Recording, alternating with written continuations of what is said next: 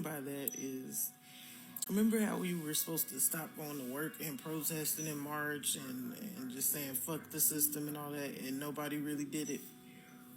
But pretty soon, pretty damn soon, gas is gonna be so fucking high that it's not gonna make sense to drive that motherfucking car. Food is so motherfucking. And if you can't drive your car to get to work now, Jake, then you're gonna have to catch a bus. Now, if the bus system, they use gas as well.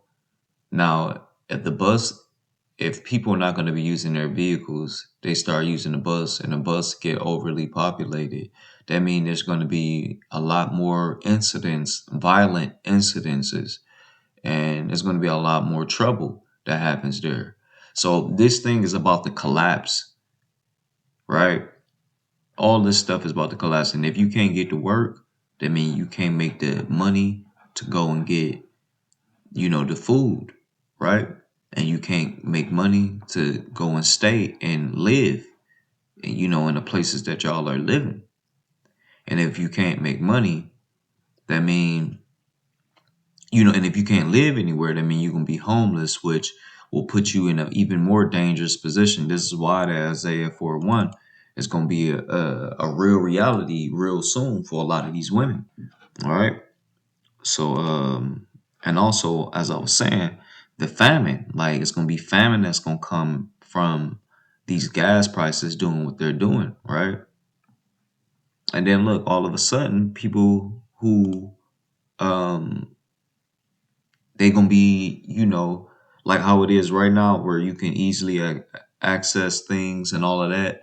They gonna think they're not gonna see this coming if they're not paying attention, right? People just see gas going up, and they always got this mind frame like, well, gas always go up. I was talking to somebody the other day about it, and they was saying the same shit. It was like, well, gas always do this. It go up and it go down. It go up and it go. I'm like, oh, okay.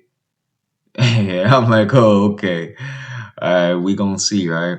So this second Ezra chapter 6, verse 22, and suddenly shall the sown places appear unsown. The full storehouses shall suddenly be found empty. And that's gonna be their ass if they didn't take heed and and take these words and not take them lightly. You know what I mean? Because us as the prophets, we've been giving y'all the path to salvation, basically, right?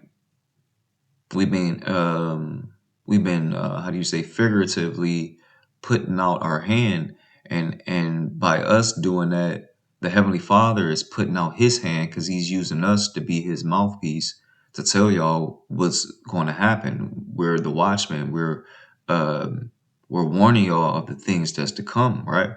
So when you're not taking heed and you slap the hand, of the Heavenly Father, that's essentially what you're doing with us. You're slapping our hand, but you're really slapping the hand of the Heavenly Father when He's trying to help you. Now, verse 22, it says, and suddenly shall the sown places appear unsown. So the things that were easily accessible before will not be let. This gas, it affects a lot of things. When you don't have any gas, the diesel trucks and all that, these truckers that go and take all of your import and export into these stores and all of that, when they don't have any. And then look, you got to think about it from a health violation type of situation, right? These garbage trucks use diesel or gas, and if they don't have the sufficient amount of diesel or gas, you know, um, a lot more pollution from your garbage are going to stay there longer, and that's going to cause more pollution, and more pestilence will come out of it, right? I can see it now, like the streets filled with like landmines of, of trash everywhere. You got to think about it. When this thing collapses, it's not going to be just how it looks now. It's going to look like, a post-apocalyptic type of, ordeal. trash and everything all around, right? But to get back to the point, when those the diesel, when the truckers don't have enough, fuel to get to your stores or to your restaurants, like say if you work in the restaurant industry like I do, if those truckers can't bring in the goods that you need in that store or in that restaurant, then you're not going to have enough uh, um, resources to sell to people, which means that the business will go down, which means you will lose your job, right? And your well-being will like go down, right? And all of this is going to be a domino effect, like from the gas, because we use this is a main thing used in society for the society to run. So when you cut this off, then and then look, you got to think about it too from a different angle, right? Your electricians, your DTE energy, because we're in Detroit, right? These people need gas to drive around, to go to the different places and handle all of the different electrical problems and stuff, right? The workers that work in these different plants that create the energy for you and all of that, right? They need gas to get to those plants to do their job and all that, right?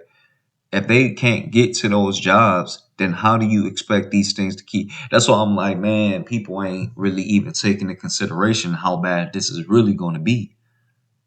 All of a sudden, everything just not there no more. Just like how COVID when they just said it in one of these videos. Actually, it was in a different video, but I don't think I downloaded it, y'all. But it was this woman speaking like even in COVID era, the C-19, right? Prices wasn't this high as far as gas and all that, but stuff still was going empty due to people going buying it all up, like the tissue and Lysol and all that type of stuff, right? Now, if this stuff if this stuff is going empty in that time where it wasn't a shortage of gas and all of that, how much more is stuff gonna be empty when your truckers can't even get to the place it need to to the place it need to get to, right? It's gonna cause all anarchy, and then the military gonna have to step in, which shit gonna get crazy, right? So let me get to this. This second Ezra 16 and 17, it says, woe is me, who will deliver me in those days, right? Because Ezra's seen what was happening now. He's seen now and what's going to happen in the future of now, right? And he like, how am I going to be, who's going to save me? Because he's seen how bad it's going to get, right? Verse 18, it says, the beginning of sorrows, right? We're already peeping these women lamenting, right? For the things that's happening. Time that you gonna cut off spending anything, your Starbucks, your whatever, the little trinkets, the little stuff you like to buy, you finna cut all that out because food finna be so motherfucking high. That's the only thing you care about is making sure you have This is not a state of joy she in. She lamenting. She just not, overly doing it, but these are words of lamenting. food and potentially gas. But if it's so fucking high, you're not gonna be able to get to work. I'm just, I'm just putting that out there. Y'all let me know if I'm tripping. Now I literally have to tell my dad. Like, that doesn't make any sense. Why? $50. All that strong and independent shit about to go out the window real fast. When adversity come, women gonna turn back into women. Right? To fill up my car. My car is supposed to be like gas friendly. It usually only takes $35, not 50 fucking like Dolores. What in the fuck? $50 for gas? And I feel like it runs out so quick. Like, I think I'm just gonna have to get a bike, and I will be skinny this summer because I'm gonna have to just bike and walk everywhere. This don't. People, man, they about to really feel this, y'all. Hold on. They about to really feel this. Let me let hers play out, and I'm gonna grab the other Make scriptures. no sense. Maybe the pump was broken. I should have went inside. Oh my God, I just can't. There's no way. Oh no, I don't know if this is ghetto of me, but pulling up and seeing 108. Send me, Laura, come now. Right?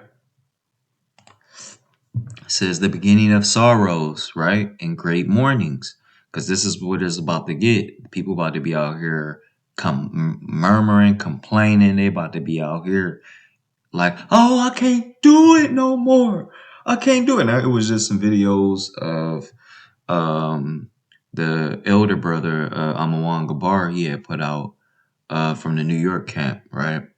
And it was a video of the women crying, and they was just mourning about them couldn't be in, they wasn't able to survive in this type of economic climate.